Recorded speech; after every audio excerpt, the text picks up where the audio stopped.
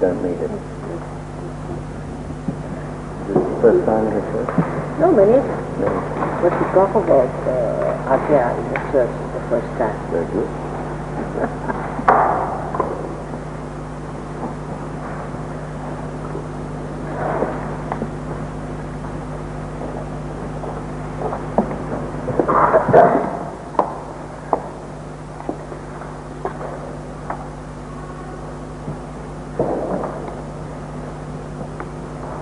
Yesterday I told you about this chakra, which is a very fiery chakra, because this chakra is occupied by a very fiery deity called as Jagadamba. It's the mother of the universe.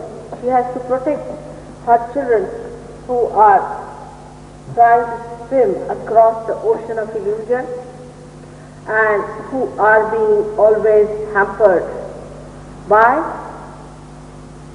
the people who are against God, who are antichrist, who are anti-God, who are devils, who are called as Rakshasas.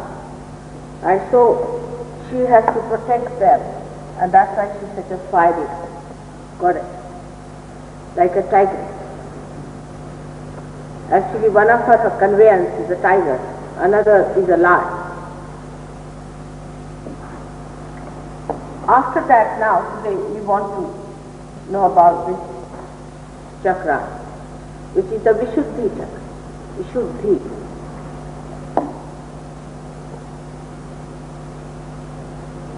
America, in the map of the world, is this center, is Vishuddhi.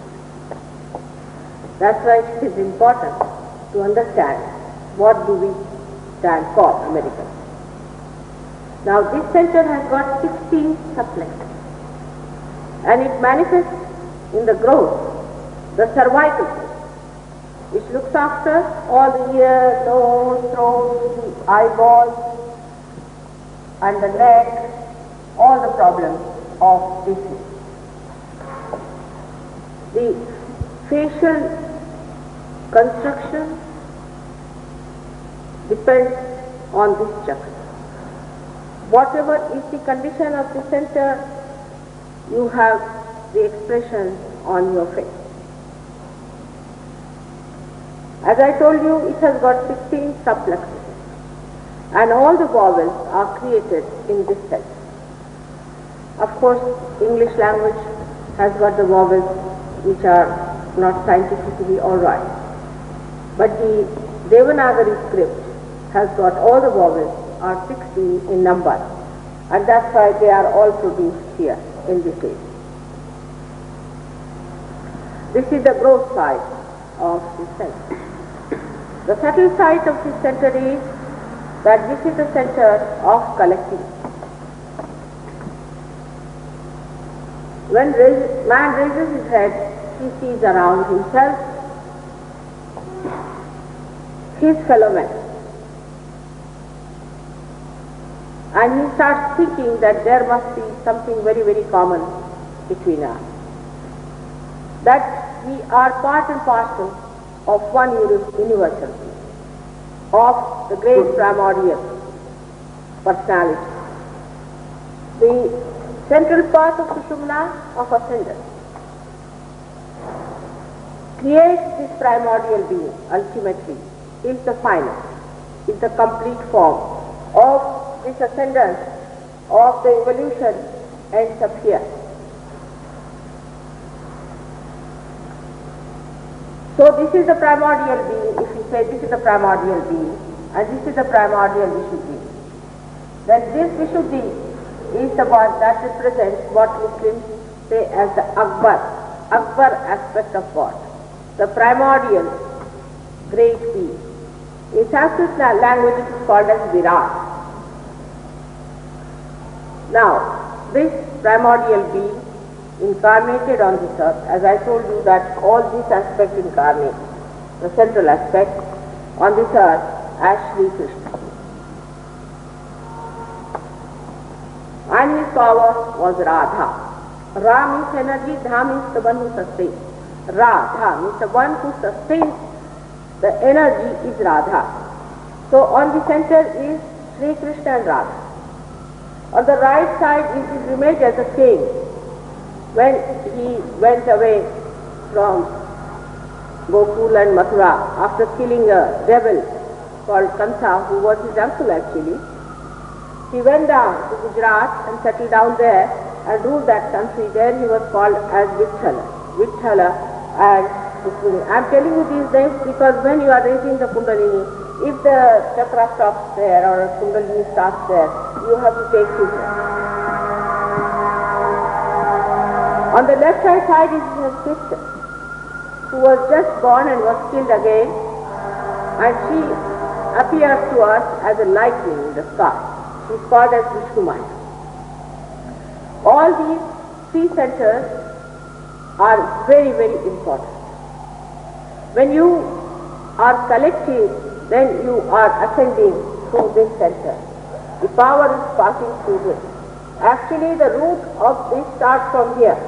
The root starts from here and goes into this and then into this, crossing over. The crossing over takes there, but the root of the ego and superego starts at this point. Sri Krishna, as we know, appeared to Arjuna as a Virata, as the very primordial being. He saw him as a very huge, big personality, and he saw in him all the human beings and all the creations moving about. And he couldn't bear it anymore. He said, I don't want to see it again.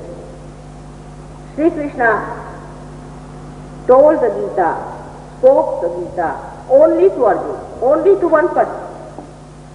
He didn't tell it to even the second person because he was born 6,000 years back. That time the maturity of people was so low that he did not tell about this to anybody else but Arjuna. And this was heard by another person who wrote it down, and Vyasa is the poet who wrote about it. The Gita is the Vedanta, means the end of Vedanta. Vedas have got two sides. The first side is where the mantras are there to excite the right side, or we can say the element, and the end of it is the philosophy. And he used that philosophy of Gita. He used that Vedanta philosophy in Gita to explain what is knowledge, what is God, what is spirit, how to achieve it, and what happens. Now Krishna's basic character of his advent was that so far for Rama, he was the one who lived like a human being and established a special place, or say established a special character of a benevolent king for other kings to follow. But this one, when he came, he found that the whole state was filled with ritualism, with all kinds of dead supraconscious activities and subconscious activities, and people were indulging into materialistic things and were very unhappy. So he established himself as the incarnation of the play, Leela. That the whole world is just a drama. It's just a drama, and you are a witness to it. Actually, what happens when you watch a drama, you feel that you are in it. Supposing there is Napoleon or somebody who is in the drama, you start feeling you are Napoleon. And even when you go home, you talk like Napoleon for a while. You carry on the joke with you. But it's a drama. It's outside you. It is not you. Sometimes when there is, say, a cinema or something we see, we identify ourselves with the scene so much that we cry, we sometimes feel very excited. But when the drama is over, then we suddenly realize, oh God, it was a drama. In the same way, this whole life, human life is a drama. And the whole drama is only seen when you get your realization, you become a witness. Now those who have got realization should understand that you have become now a victim. Start seeing everything and you'll be amazed. You'll feel, oh, I'm so much away, I'm just listening. There is a Sahajogini who came from India. And she had never traveled before anywhere, even by plane she had never traveled before. And comes from a very traditional family, she has never been out without somebody going with her, such a person. She got her realization and she came to America. She told me that I never felt that I was going to America, that I was going by plane anywhere, that I should be frightened, nothing of the kind. And they were all telling me, be careful. I was wondering, what are they worried about? I was least bothered. The whole thing looked like a drama. I got into the plane, I came here and there was a sea of human beings. I couldn't see my brother. I think I got lost. I said, all right, if I'm lost, doesn't matter. I'm never lost because I'm with myself. So I was going to the taxi fellow. I was going to tell him, take me down to my brother's place. Then suddenly the brother got to her and found her. But otherwise she was saying, I was so relaxed. I was least bothered. Most surprising, I was witnessing the whole drama without any consideration about it or any awareness about it. I was just doing it automatically. That's what happened. You see the death and you see the life and you see the drama and you do not get involved in it. When you are not involved in it, then you are completely at ease and at peace. As I gave you the example that if you are in the water, then you are worried about the waves.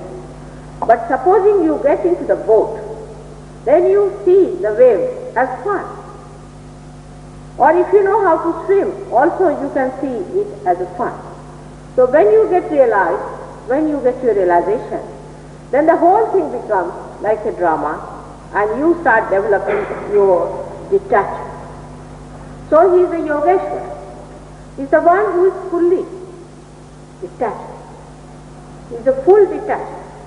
Though he was a king, though he was having a very luxurious life, he was a detached personality. Now, he on this earth when he came, he had to have his powers with him. And he didn't know how to bring those powers in human beings because he knew he won't be able to give realization to people at that time, 6,000 years back. So, he created a method by which he got 16,000 wives. And all these wives were nothing but his powers carrying people. And there's a big story about it, which I think every Indian knows and you can also find out. He had when he became the king, he did all this. And he had 5 elements as his wives. So his own queens, 5 of them were 5 elements and 16,000 wives were actually his own powers manifested as human beings. And he came on this earth as Krishna, Krishi. Krishi means agriculture, means actually sowing. He sowed the seed. He sowed the seed of spirituality. He said, Nainam Shiranti Shastrani, Nainam Dahati Pavaka, Nachainam Kledayantyapo, Nashosayati Marga. Means this spirit cannot be killed. It cannot be sucked in. It cannot be destroyed. Neither it can be transformed. It's eternal.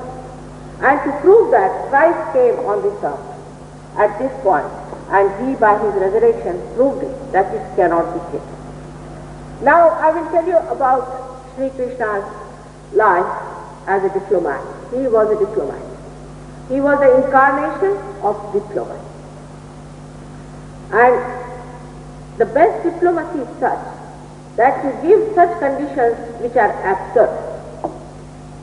If you give absurd conditions, then a person gets toppled down over it and then he succumbs. Because if you approach directly someone, then the people are very half-baked and they start intellectualizing everything and rationalizing. So better thing is put a proposition before them which is absurd and let them find out for themselves, and then they come to you with surrendered mind. Now I'll explain to you how. Arjuna was his disciple, and Arjuna, when he went to war with Kauravas, who were the satanic forces in those days, got into a mood of despondency. And he said that these are my relations, there's one of my gurus who taught me how to use the arrow, and how am I to fight this? So then he told the Gita, that time he spoke the Gita to him. And he said that the first thing he said, that you should find yourself. You must have self-knowledge. You should get realization. You should have the knowledge. Knowledge doesn't mean the idea about this architecture and all that, but knowledge is the awareness of your spirit. So Arjuna, being that time a mediocre, I should say, an intellectual, he asked him a question. As usual, intellectuals are good at asking questions, never giving answers. So the intellectual asked him that you are telling us to go to war, and here you are telling me to find my spirit. How do these two things meet? Because according to many people who are talking today also, that a man who is realized should not fight. He should sit down and bear all the brunt of the things upon himself. He should suffer.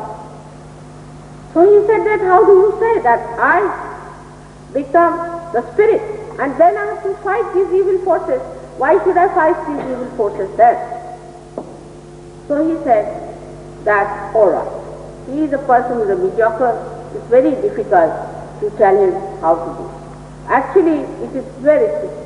When you are a witness, you can fight better. You have to fight the evil forces. Why are you enlightened if you cannot fight the darkness? You have been made alive to fight the darkness, and not to be happy with yourself, oh, I am the light, I am the light, I am the light. But you have to fight the darkness. And this they would not accept, that why should we fight the darkness? So he said, all right. What you do is to do what you want to do and put the fruit of your doing at the lotus feet of the Lord. Now this is absurd. This is an absurd condition. Like you do your karma, but put the fruit of that at the lotus feet of the Lord. It is an absurd condition, you just can't do it. Why? Because you have got Mr. Ego sitting down there. Whenever you do something, you always say you are doing. And even if you say, oh, I have married Christ and this is God's work I am doing, you may say. But in your heart of hearts, it is not. Because you have not got that hollow personality where there is no ego. You must get rid of this ego, otherwise you are doing the work and you are conscious. It's a myth. Actually, human beings don't do anything whatsoever. It's a myth. For example, we are built this beautiful church. Now what have you got? Whatever was created by God, you just change the forms of that and put it. Dead from the dead. What living works have you done? You cannot transform one flower into a fruit. Can you? So it's a myth. We believe in that we do this, we do that, we do this. Actually, you don't do anything. You only change forms of the dead from this to that. And this myth that you have got, that you do, accumulated here as this bice-colored stuff on your head. It can be quite big. Here it is shown, it can be so big as that, even bigger than your body, bigger than this big dome. The one who must have built this must have been, maybe having a bigger thing than that. Can be possible. You see, and then you walk like this on the road. You don't know how to balance yourself. With all this big thing on your head all the time, this ego telling you, oh, you are the great. And you meet such a person, better be careful. Keep away from people who have done great work. Otherwise they will use you for something else. So keep away from all such people. That's what is the best. So this Mr. Ego develops into a big. And when it develops, it just gives you ideas that, first of all, it makes you think, oh, you are great. You are very great. And then sometimes you get punches on it because people don't accept you as that great as you think yourself to be. Then with a punch it grows even bigger. With one more punch it's like a rubber balloon. See, you punch it goes up. Again you punch it. Both ways is horrible. It can be pumped in or it can be punched in. And once it is punched in, then it can be very, very big, and then you don't know what to do, so you recoil down into your electricity here. Then you say, oh, I should not have done it. Because you think by doing that your ego is hurt. You just go there to feel guilty because you think by doing that your ego is hurt. Your image is spoiled. Your so-called image of this big balloon is spoiled, so you feel hurt. Now this happening of giving it or surrendering it at the lotus feet of Lord can only happen when you are realization yourself. Now those people who have got realization, what do? You say, Mother, it is going, it is coming. It's not good. It's not good. You become a third person. You raise the Kundalini, say you have a friend, you bring the friend along. Now the friend doesn't get realization. You don't say, I have given realization. You don't say, I raised the Kundalini. But what you do is to say, that Mother is not yet working, it's little hot this side, there's this finger burning, this chakra is touching. But you say everything in the third person. You never say, I do. Even if your son is not realized, or if your father is not realized, you will tell him, I'm sorry, you can't get realization. It is not working. You become the third, and that is what it is when he closes it going. It's working, it's there. This is the theory that he tries to propound, that the whole thing should become, the karma should become a karma. Like the sun. The sun shines, but the sun is not conscious that it is shining. It's just empty. It's not bothered. It's not conscious of it. It comes, it changes so many leaves, it gives them color, gives oxygen, does all kinds of things, and it goes back. It's bothered. It is just empty. It does not require any kind of a self-satisfaction that I have done it, I am doing. That kind of a thing should happen to you when you just become an akarma. That is what he was saying. This is the karma theory of Sri Krishna. But he said that a day will come when you will get your realization, and then this karma will be stopped. Christ is the embodiment of all that Krishna prophesied or said. He came on this earth to prove it.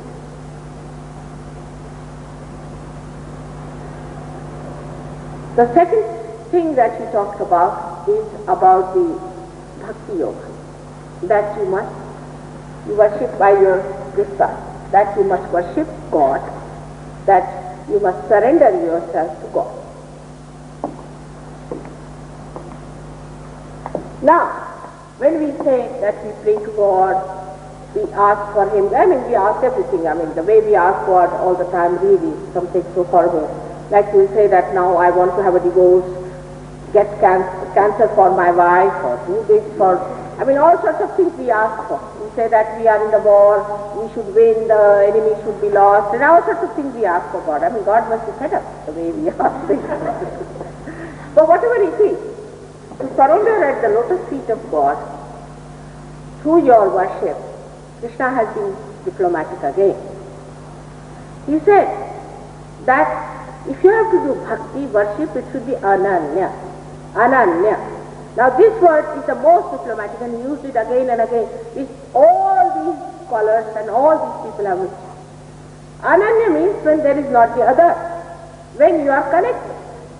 You must do this surrendering when you are connected, which is very true. Without connection, if you start doing any bhakti, whom are you doing the bhakti? If there is no connection, supposing I am sitting in London, you are here. You are writing letters after letters, letters after letters, I never receive them, I never read them, I have nothing to do with it. So what's the use? You must have some connection with God Almighty, then whatever bhakti you do, it has a meaning. So before realization, the bhakti has no meaning. Like these mad people, Hare Rama, Hare Krishna, Hare Rama, Hare Krishna. By saying these things, if you can achieve anything, then it is the easier. But the one thing that you spoil is deception.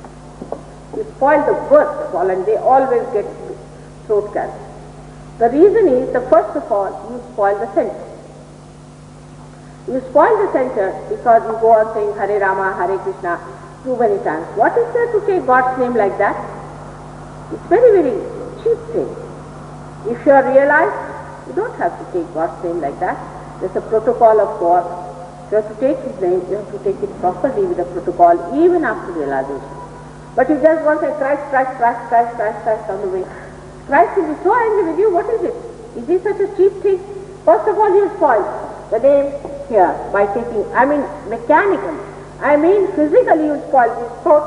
When I also speak too much, I have to get some sort of a soothing thing for my throat. So you can imagine a person who is not realized, who has no idea as to what name to be taken. He takes that name all the time, the mantra so-called that are given to you. You get spoiled this, plus you spoil this mantra because this left side, because you have taken the unauthorized name of Shri Krishna. So you are in for a throat cancer. If you want to get it, you better join with Hare Rama, Hare Krishna. And they are very near Krishna. How will they recognize Shri Krishna? But this chakra is the best among us for one reason. If this chakra is spoiled, say, smoking spoils it a little bit. In the beginning, if it is too much smoking, it spoils very bad. Then from the cervical plexus, the nerves go down on both the sides. And the sensitivity in the hands is so little that when you start feeling the vibration, you may feel a jet of air coming out of your head. A great jet, but in the hand you may not feel anything. At all, there are many who just don't feel anything. In the beginning they just don't feel because their hand are no sense. They have done greatest harm to their cervical. And that's why this chakra is stopped. It doesn't give you the sensitivity. Though the Kundalini has passed through, but gradually then Kundalini spreads on the side and gives energy to this center, which passes through the system, and then you start feeling in the hand the all-pervading power, which is the Lord. Otherwise people don't feel it. They may feel it in the head, but not in the hand. I was really shocked when I came here 9 years back that this country was nothing but a chimney. That time, everyone, whether it was a woman or a man or a child, everyone used to smoke. And so much of smoking that really I didn't know how this should be. America is going to get. Now, please pay attention here, all right? Don't turn around your head. Now, this center should be used in such a manner that you keep your collectivity.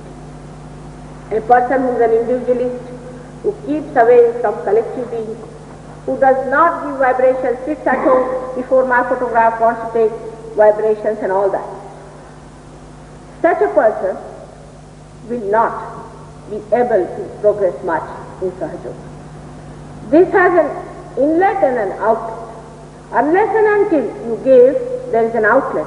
There will not be the inlet of vibration. With your hands you give to others. Now the fourth thing Krishna has said is the Raj Yoga, in which you get Kundalini awakening and you get all these chakras active. He has given actually the action into which they move.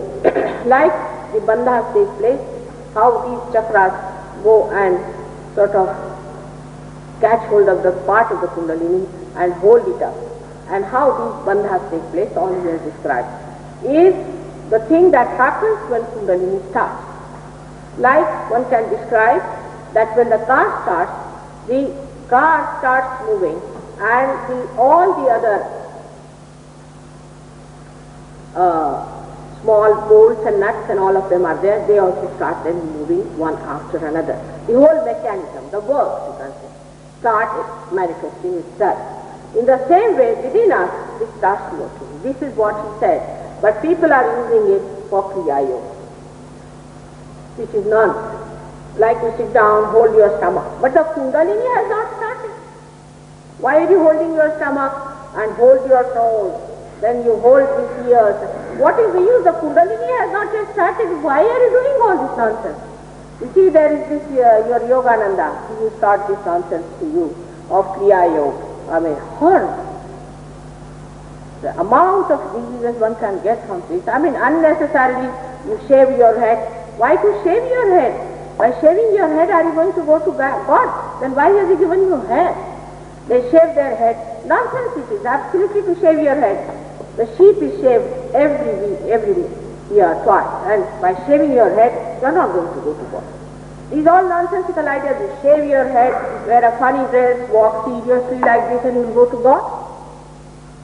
One must understand that the happening has to take place, the Kundalini awakening has to take place itself. It is a spontaneous, it is a living thing. By doing all these artificial things, you are spoiling yourself from grief. It automatically happens. But all this mechanism, you don't have to worry, because once the Kundalini rises, it happens. What is actually, I now feel that Krishna never knew that human beings will be so mad. For example, supposing if your car has not started, do you start moving its machinery by hand and believe that the car has started moving?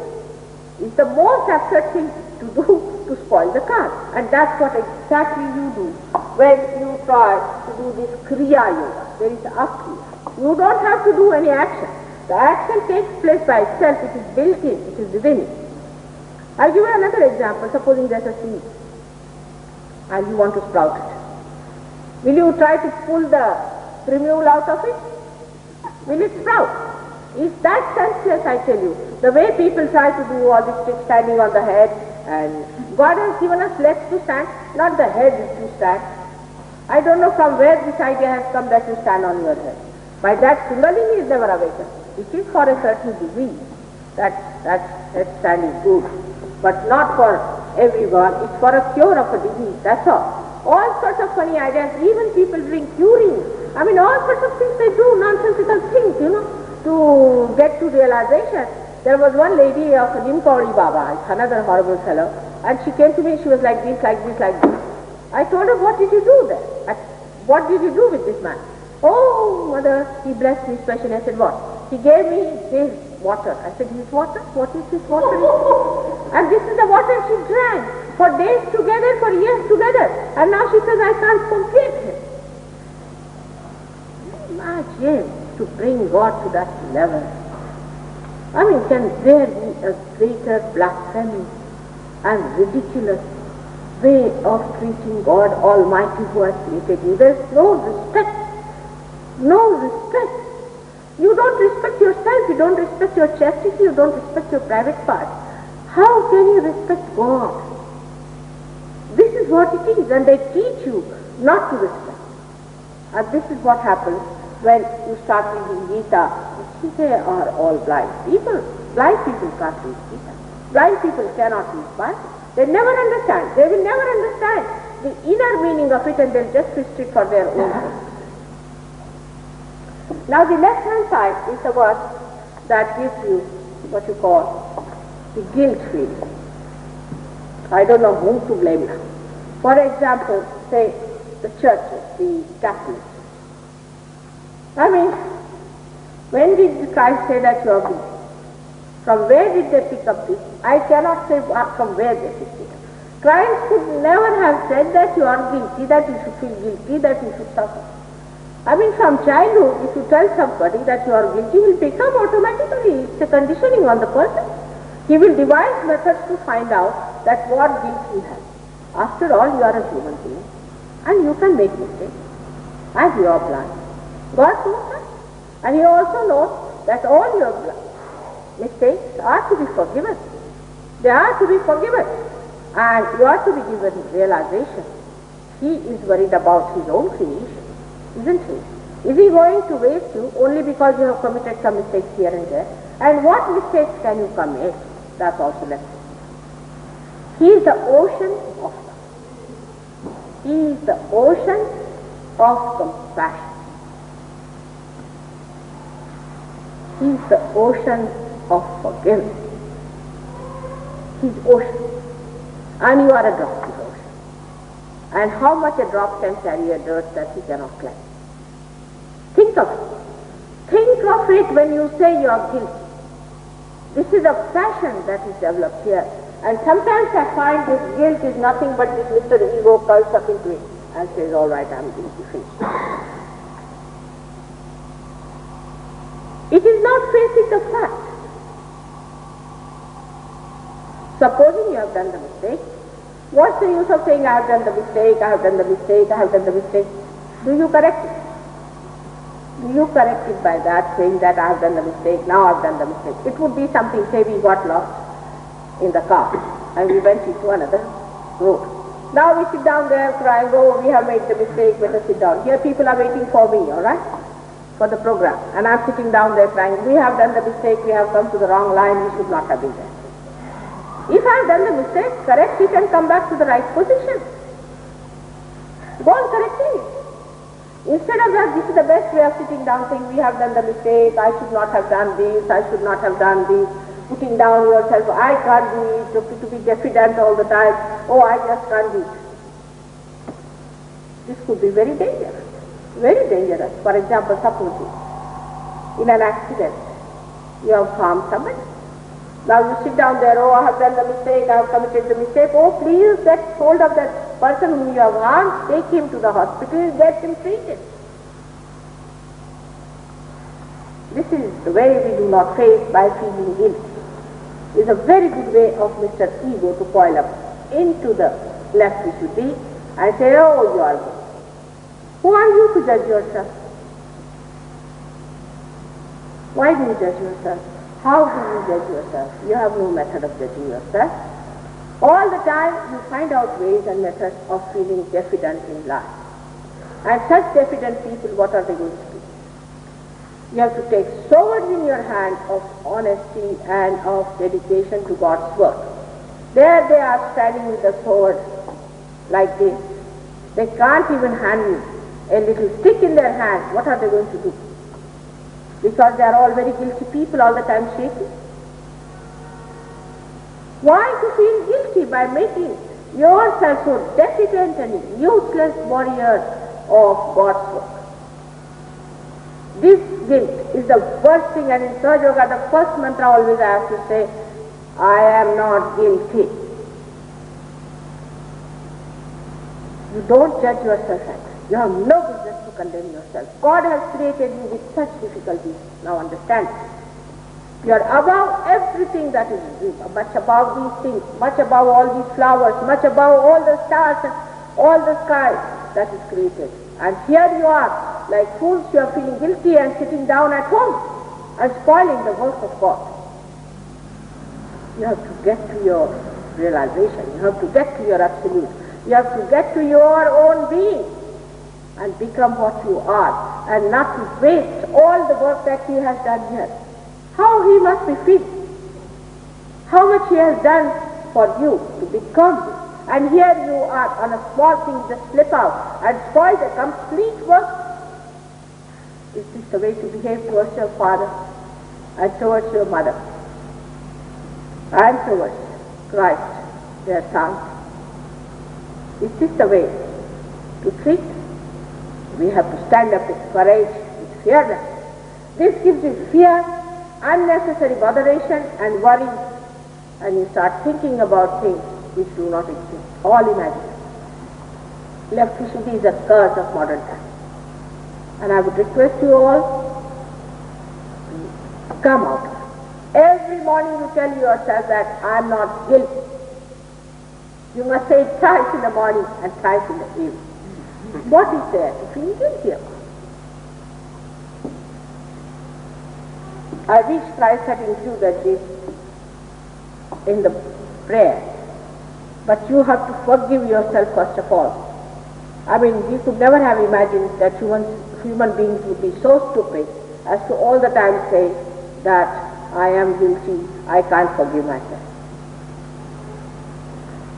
Human beings have escapes for everything. Now this is a new modern method they have devised of running away from reality. Reality is to be faced and to be enjoyed. It is called as Raj. It's the one that has to permeate joy. You come and sit on the throne and enjoy. Today my feet are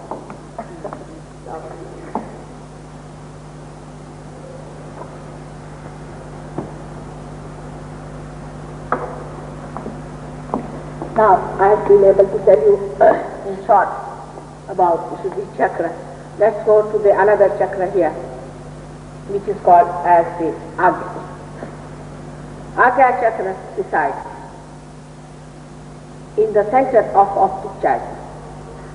Optic chiasma is the one which crosses each other, and in the center of it is the special center called as Agya chakra. It is a very subtle center, and this center is adorned by our Lord Jesus Christ. He is the son of Mahalakshmi. He is the son of the entire power that resides. He is the Mahalakshmi, the Viratangana, the wife of Virat, the power of the primordial. He is the son created by her, and is very well described in the Devi Purana and other books, which are not yet translated, I think, in English, as Mahavishnu. He is called as Mahavishnu. So the Vishnu's greater form, but he is the son of Vishnu. He is the son of Sri Krishna. Sri Krishna has described him as somebody who is the Adhar, is the support of the Buddha. He has given him a higher position than himself.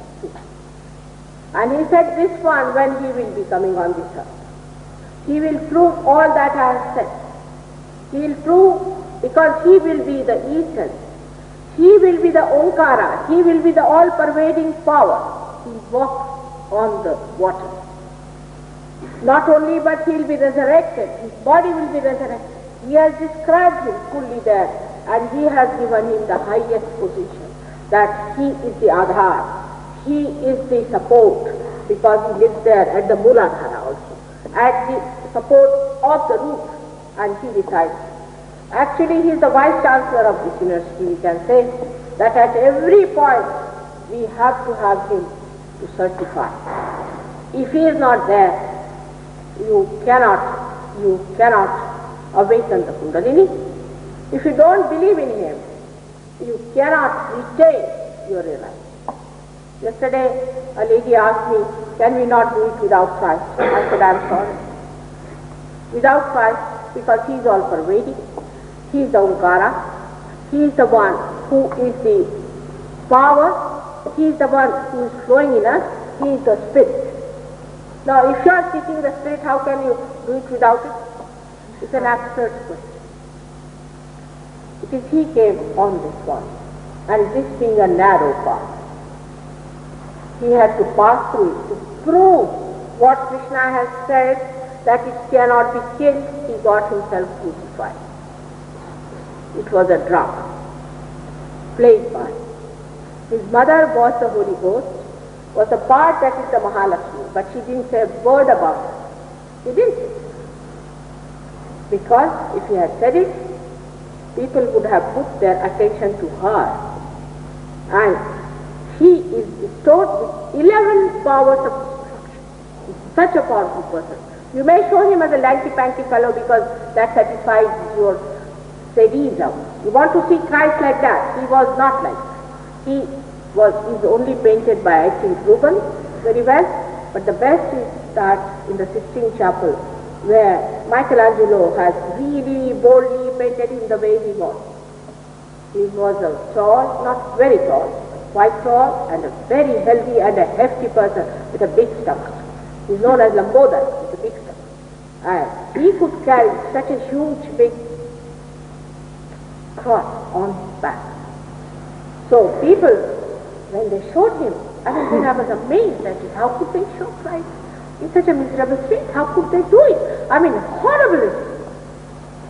This is just their own expression. That's how they wanted him to be. These are the people who must have definitely crucified Christ, because they like to see him so miserable and unhappy. How can a person who is a realized soul be that? He has to be a cheerful person, fiery, dynamic. It has to be a healthy person. A miserable person, supposing before you stands and talks like this, are you going to believe that? But this is the way they have treated Christ throughout. They have maligned him and they have treated him there. He has been crucified so many times.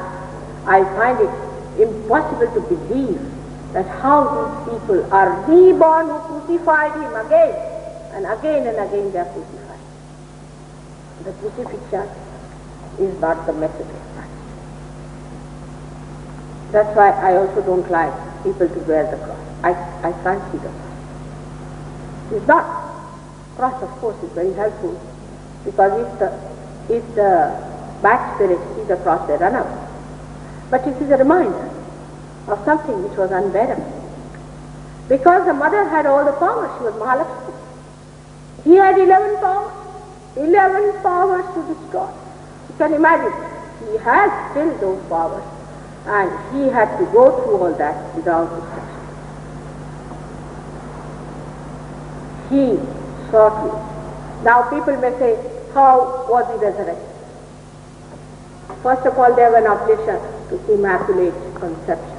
I mean, they have objection for everything. He was not a human being. He was the divine power. I conceive you in my heart. You know that. And I put my kundalini and I put you from my heart into it. And I take you out. The way you have got your second birth, in the same way Christ got his immaculate birth. She put him in the heart and into the uterus down below, and she created him. It's very easy to doubt him and say things against him, because he is no more. And the Jews must learn a lesson now. They denied him once and they have suffered. Now don't deny him again. You cannot deny the person, the embodiment of this divine power. Christians may be blown off. If Christians have tortured you, forget them. They are just the same as you are. Fanatics. Whether they are Christians or they are Muslims, Khomeini is the same as any other person. I do not find any difference whatsoever. Dogmatic, ignorant, fanatic. Forget these people. They do not stand for Christ. Christ himself has said in 2nd chapter, Matthew 2nd verse, he'll be calling me, Christ, Christ, I won't recognize you. Who are these? The people who say Christ, we are the solicitors of Christ. We are the people who are in charge of Christ.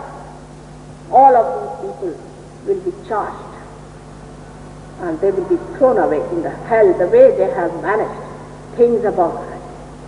Some of them are genuine. They don't know that this is artificial. They are genuinely, but they must get their realization. They must ask for their realization,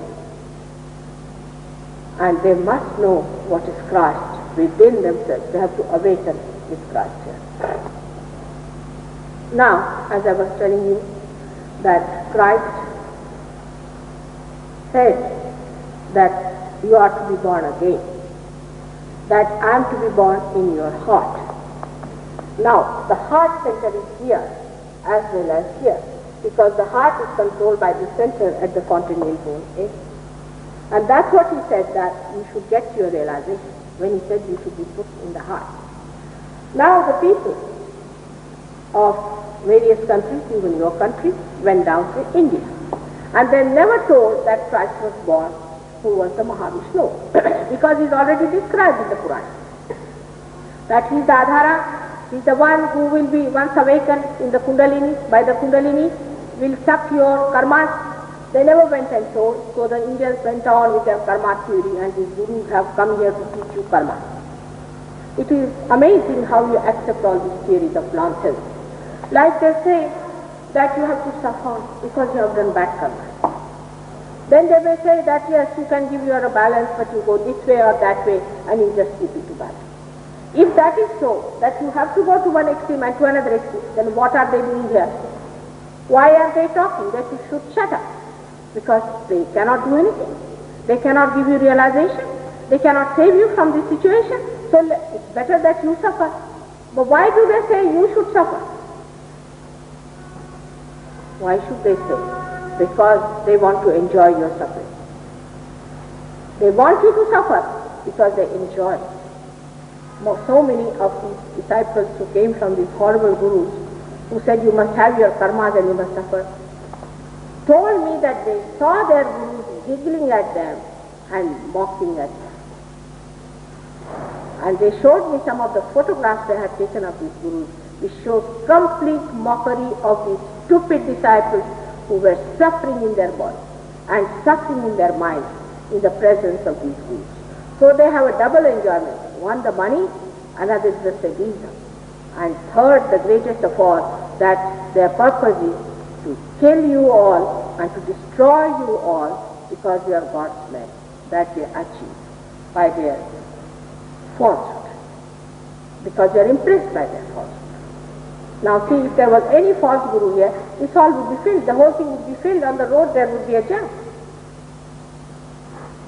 But the real guru, I have seen not only here, everywhere, it starts very slow. Of course, in a place where people are very simple and who are very sensitive, it's a different one. But the people in a city especially, they are so insensitive to reality and so sensitive to devil that it is surprising. They feel very much at home with the devil and very much lost with the reality. Because you are in falsehood. So you must know that you have to become the real. You have to become that which is the spirit, which is not so far, is shining in your central nervous system, in your awareness. And this is the spirit, is the one, is Christ. Now I've spoken before also in the churches, but today for the first time I am speaking about Christ in a church. And that's why I was very happy that at least in this church I would say something that would establish it, and that when people will come here, I hope they get their realization, and that something works out here, they get at least awakening, because so many saints are sitting in front of me. Maybe that one day will come in this church, maybe it may work out that people will get their realization. Christ's life was only for 3-4 years. Nobody allowed him to live longer than that. Whatever was possible was done, but such stupid people, you could not talk to them. And that's how they killed him.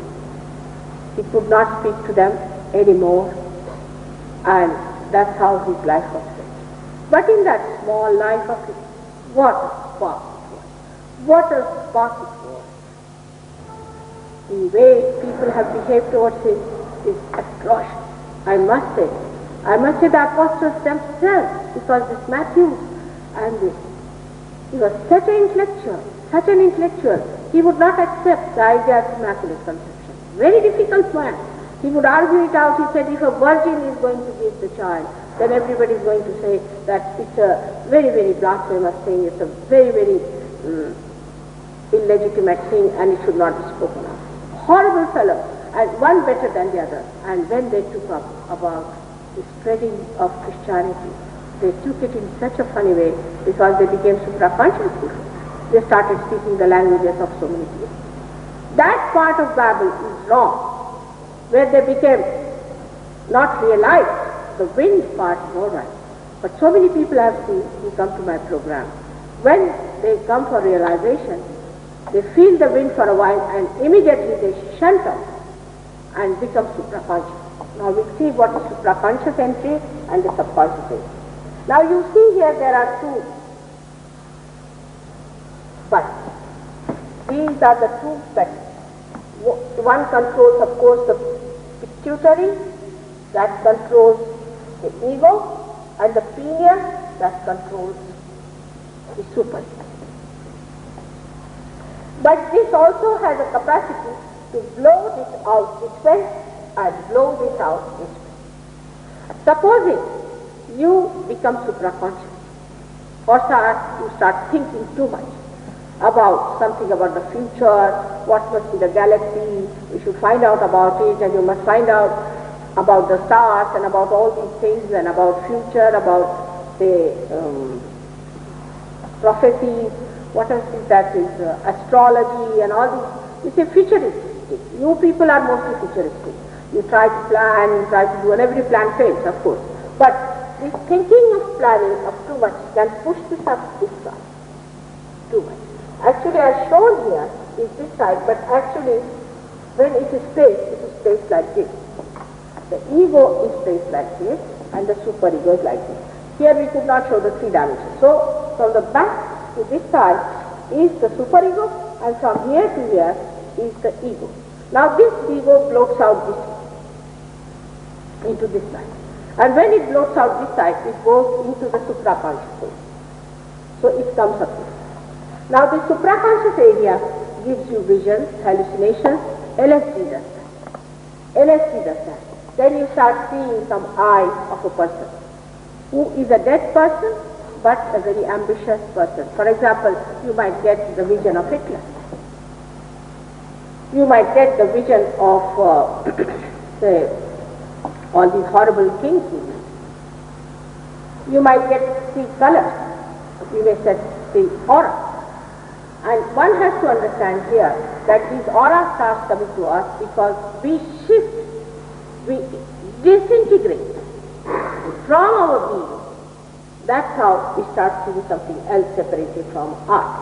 To see auras is not a good sign. If you are seeing auras, we have to bring you back to the same position because you have to be in the present and not in the future. You get disintegrated. For example, if there's a machine, say, which takes the auras.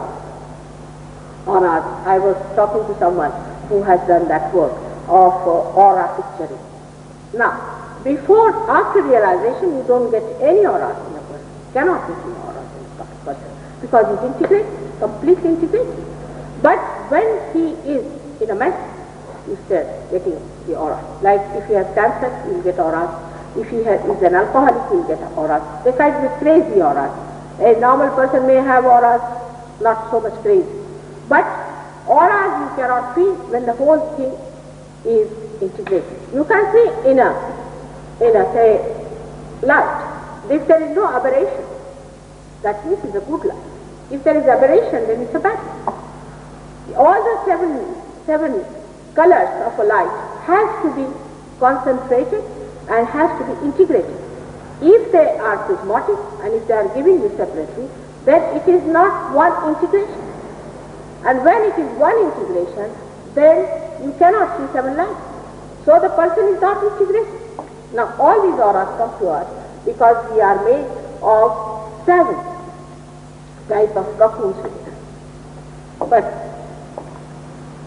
the people who are on the right side only believe in the five cocoons. They call them koshas.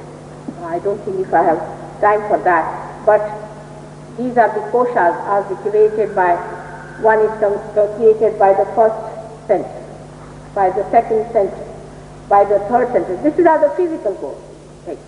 By the fourth one, then the fifth one, and the sixth and the seventh are the things that they do not create auras outside. They create inside near the heart. And these are created near the heart, but as soon as you get your realization, they all become one. They all merge into one, and that is the spirit. So, as if you can say, when the spirit exists in a prismatic state, then you get the auras of seven. But when it becomes integrated, that you become one, all the auras become one. So integration is the aim of Sahaja Yoga, and now I think I have told you how you can also go to the subconscious area, the same way. The subconscious area you can move in the left hand side. If you move into collective subconscious area, so for example, you can be triggered into cancer. By this triggering, you might get heart attacks and things like that. Diabetes now. Many people believe sugar gives you diabetes. Is nonsense. Sugar doesn't give you diabetes. What gives you diabetes is too much thinking. Those who do not think too much never get, Indian farmers never get diabetes, they don't know what disease it is. Because you think too much, you work too much, this center works too much. It has to create food for the brain. It has to replace the brain center. And these brain centers are to be replaced. For that it creates out of fat the new centers, the evolved cells that are sent here. And because of that work, if it is too much, it neglects the other things which it has to work out throughout. One of them is the spleen, another is pancreas. And when it neglects the pancreas, you get diabetes. Not by sugar. Of course, sugar because it has to convert it into fat. But if you do not have sugar, then it's a double work. If you have sugar, it converts it into fat and makes it useful for your brain. But if you think too much then, and you don't take sugar, it's a double action. But if you just take sugar and do not think, also can be problematic because he has to convert too much of into fat. You see, so too much work is given, there is no balance. So one has to understand that too much sugar is not good, but you must take sugar because the sugar is needed, and stop your thinking. How do you stop your thinking? Only by rising above the Agya Chakra. This is a very, very important point at Agya, that you must know that the thinking stops. Now the thinking comes to you like this, like a wave. It rises, the thought, and falls off. Another thought rises and falls off. In between there is a place called as Vilamba. Now when the thought rises, it automatically falls down. You can see the rising of the thought but not falling off. Now this space is the place of presence. This rises either from the ego or superego and goes into the past. The in-between space is the present. One is the future, one is the past. Now this space has to increase. When it increases, then what happens is that Agya Chakra opens more and you become thoughtless here. You become thoughtlessly aware. You come in the present. There is no thought. And thought is the barrier between the creation and ourselves. For example, you look at this, say a beautiful stone that is there, or anything. You watch it. Now if you want to think, oh, it looks like a man, it looks like a devil, or it looks like a god, or whatever it is, there's a thought you have. So what you do when you are realized, you just watch. And whatever the joy is put there of the creator, of an artist, completely is within you, because there is no thought, there is no wave, there is no disturbance. In a completely silent lake, all that is around it, all that creation comes in, absolutely reflected, and you enjoy it with thoughtless awareness, called as Nirvichar Samadhi. This complete Nirvichara, where you have no thought and you start enjoying that creation complete. The joy of that is there, nothing is there. So the thoughtless awareness comes in when the Kundalini process is Agya. It does double work. First it makes you thoughtlessly aware. Secondly, because the Kundalini, if it has pierced through, it pushes these and she fills these with the grace. The grace falls on you. When the grace comes in, you start relaxing. These centers also relax. These centers are in attention. But when the grace comes in, they go back into normal. So there is more sort of expansion, and the thoughtless awareness starts establishing itself at the Agya Chakra. Now the mantra of Agya Chakra is the Lord's Prayer. It has got two sides, Hum and Sham. Hum means I am, and Sham means I forgive. So if supposing this is statue, you have to say I forgive. If there is ego within us, you should say, I forgive. If there is superego within us, you should say, I am. I am. So it is hum and sham is the bija, is the seed of the prayer, Lord's Prayer. Now there are people who are talking the Lord's Prayer is not all right. I mean, who are you? What do you know about it? Everybody is challenging everyone. What do you know? What is your authority? The trouble is, everybody is entitled to do what they like with religion and with God. Though they do not know anything about it, they are absolutely ignorant, but they think they have a right, because there is no political control over it. Even Hitler can talk about Christ. Anybody can talk about him. And about the prayer that he taught you. Who are you to challenge it? Who are you to challenge him? I can't understand. How do you challenge a person without knowing your own position in relation to him? But this is a very, very common thing that people do, and it's due to ego. Ego makes you high-handed, and this is the worst type of high-handedness, that you challenge God, you challenge Christ, you challenge everything which you don't understand. Your mind is limited. It's a very limited vehicle. You cannot do anything with this mind of yours. You have to go beyond it. Somebody has to trigger you into the space. You have to go into there. You have to become the spirit. Only by realizing your spirit you can get connected with. Or if before that you are not connected. That's why you have to become the spirit. And the spirit is the connection, is the link with God. There is no other way you can be linked with God. If you want to keep yourself in delusion, you go ahead with it. But this is the real thing I'm telling you, the true thing I'm telling you, for which you should know you cannot pay, you cannot purchase it, you cannot demand it, and you cannot work it out. The grace of God has to come, fall upon you to do it, or a person who is enlightened can only enlighten. Now, about Christ, if I have to speak, I've spoken once on Christ for 7 days, 1 hour. There's no end. It's such a great incarnation that I just do not know how to say that I've spoken all about it. As it is, we have many tapes in London. You can send for it. We are now going to have a center here. Herman has offered his place, and we'll be sending those tapes there. At least 300 tapes we have got in London, which you can listen to and see for yourself. And all of these tapes are very good because they are actually mantras. They work out the mantras, and you also get listening to them, opening of your centers and all that. Now the last. This is embarrassing because he already has told you that I am supposed to have been here.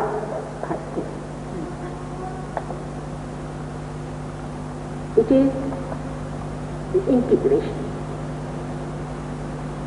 The end of it is the integration of all these 7 centers. All these 7 centers are placed around this area called as a limbic. This is the limbic. Now if you cut it, the brain, like this transverse section of the brain, you'll find it's like a lotus. You can find it that the marking is like a lotus opened out. And its 1,000 petals, as called, are like this. But the coloring is not all right. You people are so fond of these pastel colors, so they have used it, but we can say that this kind of 1,000 petals is there. Now it is said in the Bible that I will appear before you like tongues of flames. And they all appear, but these are very large ones. And they appear as living flames in different colors, starting from one to another, and they are 1,000 in number. Now the doctors argue that there cannot be 1,000, they have to be 192. I mean, just imagine these foolish people to argue on that, but they do not know they are 1,000 in number, and they are placed here. But in the limbic area, all the 7 centers are surrounded. Like we have got now, you see from here, this is the Agya Chakra. Here, behind it, here at the back, just exactly at the back is the Mooladhara. Surrounding it is this Swadhisthana. Surrounding the Mooladhara is the Swadhisthana. If you are catching on Swadhisthana, you can feel it within yourself, the heaviness. If you are catching, say you have diabetes, give an example. Diabetic people get blind after some time. They lose the power of the eyes because this thing oppresses the optic lobe, which is controlled by the Mooladhara chakra. We call it as back arm, this portion at the back. So this is the Swadhisthana chakra here at the back. In the center here you find a bone, that's the Mooladhara, and around it is the Swadhisthana. Then here is the Vishuddhi chakra, is the Virat, is the Vishuddhi chakra here. When you catch cold, you'll find you'll have a problem here.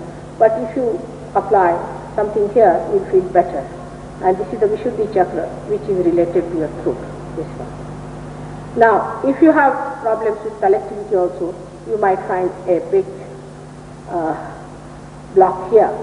Now, at the back of it is the Nabhi here, at the back. This Nabhi has a left and a right side. As we have shown here, the left Nabhi and the right Nabhi. There are two left and right Nabhi. I don't know if I've told you about that left-right Nabhi. But I mean, you can find out from the book that there is left and right Nabhi. So you have got a left and a right Nabhi. And also, you sometimes feel the Nabhi in here. Some people do feel who have problems with their gurus and things like that, you see. Then you feel it. But the whole void is here. And this void is called as Ekadasha Rupa. This void, the whole of it. It goes like a ring round. And this ring is very important because this you get it from the void. If you go to a bad guru or someone, you get this. And this is the one that is of the rider. The rider, the one who has 11 powers of destruction, the one who is going to come to slash out. Then he is not going to give you any counsel, he is not going to redeem you, no realization.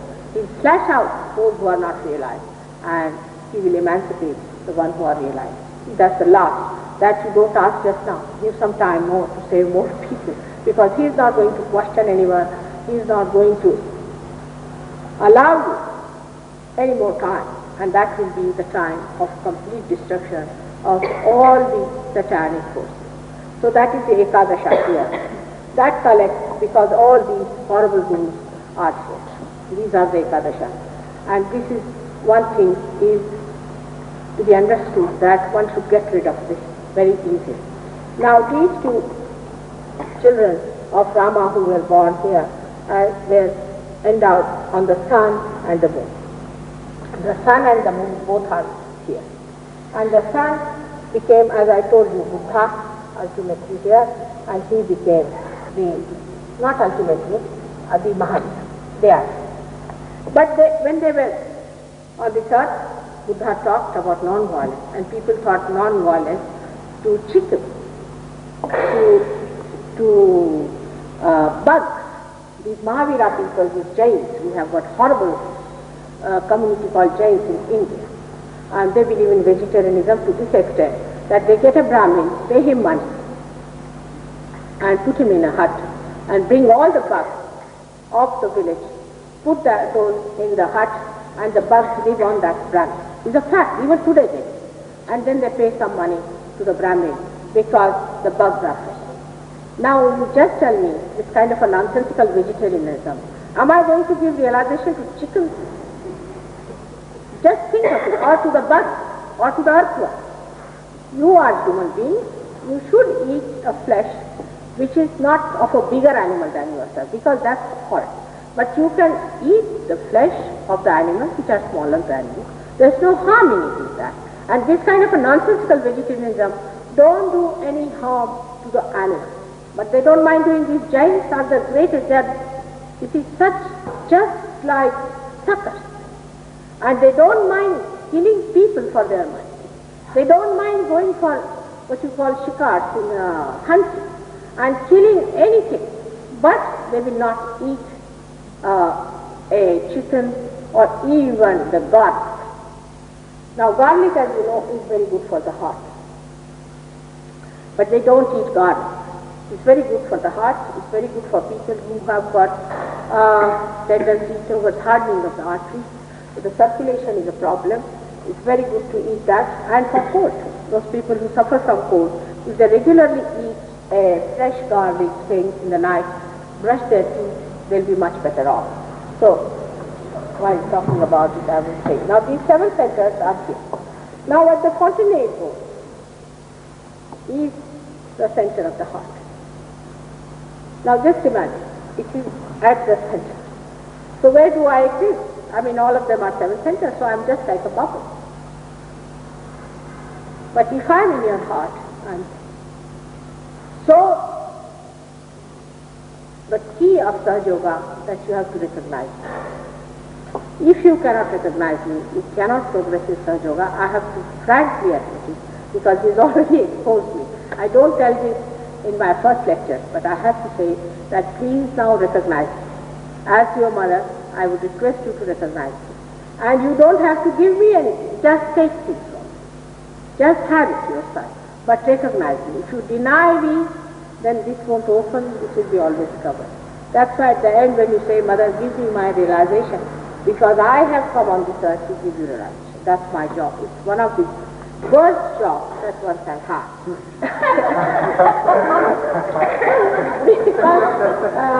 because it is so difficult with people to talk to them, to tell them about it, and they are all the time up in arms. They are so aggressive and they start fighting. It's a mother's job, which is a thankless job, absolute thankless job. I have to do it, and also only mother can do it. Because if you had tried to, you would have taken those 11 things and finished off everyone. If you had asked Krishna, he has also Samhara Shakti, he would have killed. But to use the whole thing with integrated idea and with balancing, with understanding human beings, you have to have a mother.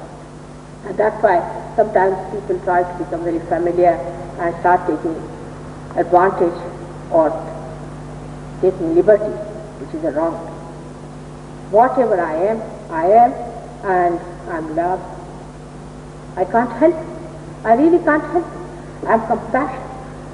One day I did feel very disgusted, really. Once I did feel very disgusted with people the way they were, and I was just saying that, forget it. And then suddenly I saw my photograph, and I saw my eyes.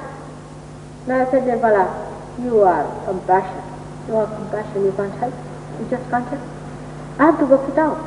I know it means sometimes too much, but I have to work it out. Now some people come out with the question, why you, mother? I said, why not you? It's a good idea. Come along and do it.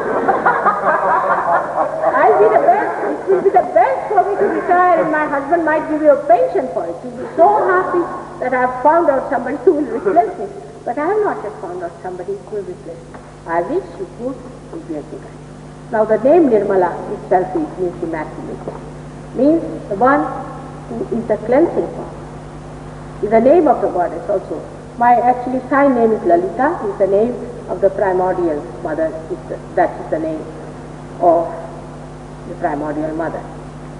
But to be a human being, with all these centers around, you working, for example, for the last 3 days, you don't know how much I am vibrating. You can ask Warren and other people. I asked them to take the vibrations and they were doing like this, but they couldn't touch me. They tried to put the hand on the head and they were just, they didn't know how to touch me, even it is so much vibration. So it's not easy to carry all this load on this human body, appear like a human being, to act like a human being, to behave like a human being, so that there is a response. Why an incarnation is needed? There has to be a response. Because the unconscious cannot talk to you. Whatever you see in the dream comes back to you afterwards from the subconscious areas. All the ideas will be such a mess, such a confusion, and you cannot decide anything. So it has to come on this earth as a human being and tell you with a language. I never knew English all my life. The first time I learned English, but still I don't know American English.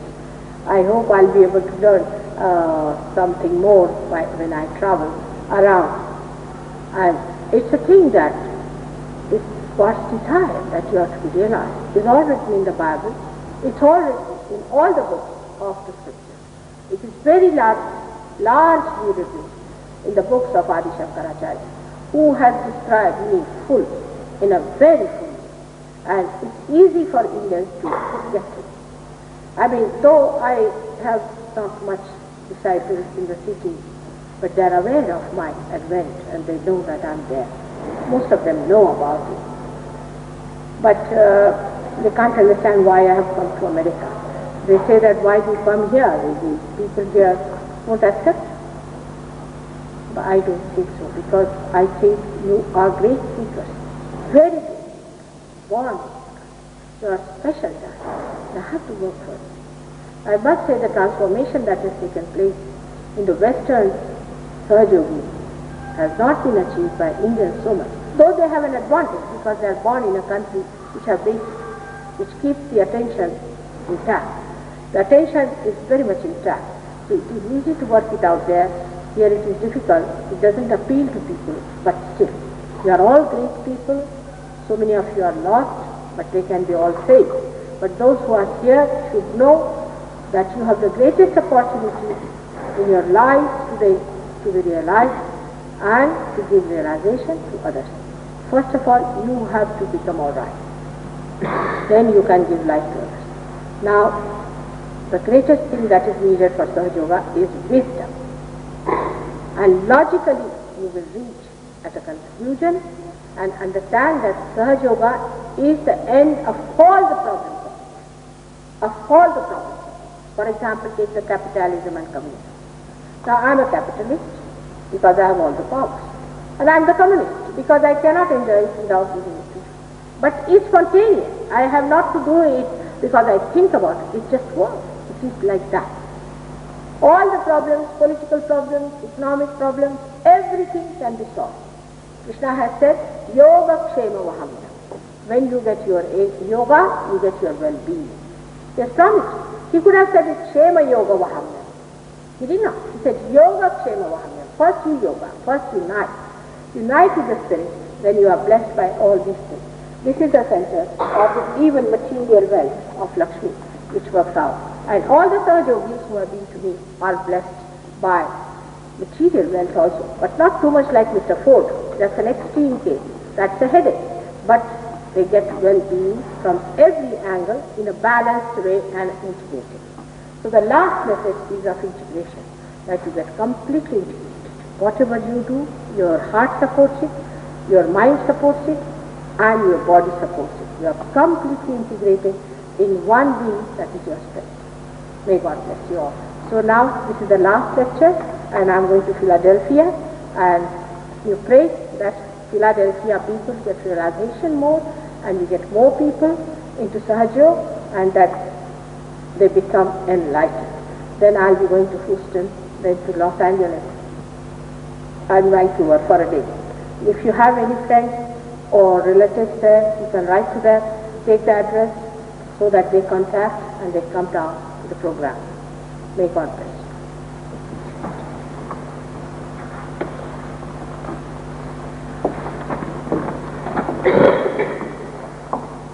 Normally I don't tell about myself, but today he exposed me as soon as I came. I had to tell because it's not tactful. It's not tactful to say anything. It's better that you discover me than I tell you, because Christ was crucified, everybody was tortured. I do not want to hamper my work, because it makes no difference by telling you anything before realization. It's better to tell you after realization that I am the Holy Ghost. No doubt, I am the one about which Christ has talked. I had told them, I had never said this from a platform, and I told, they have been telling me, Mother, you must say that once. I said, in America I'll declare. So today I declare that I am the Holy Ghost, I am the Holy Spirit who has incarnated on this earth for your realization. May God bless.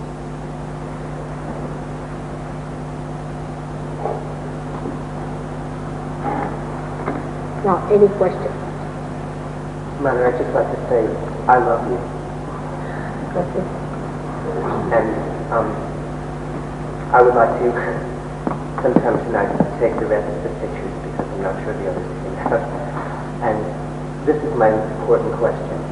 How can I still my thoughts? What did he? How can I still them? He wants to know how can he still his thoughts? Huh? How can he still his thoughts? Why? How can you? Make himself thoughtless. You just say Lord's Prayer. Now, before my photograph. Alright? Work out. Lord's Prayer is the entry. It's the entry, no doubt. There's a little announcement concerning all of you. There is a photograph of Mataji which is available from Tracy, who's sitting over there, which you can buy. It's a very good quality black and white photograph, and she has a few tonight. Christine will have a stock of those photographs. There is also a book called The Advent, which a few people have already received, about Mataji's Advent and about Sahaja Yoga, which you'll be able to buy once you settle into Sahaja Yoga. Don't forget that Christine is here, Herman is here with his home, which is offered as a meeting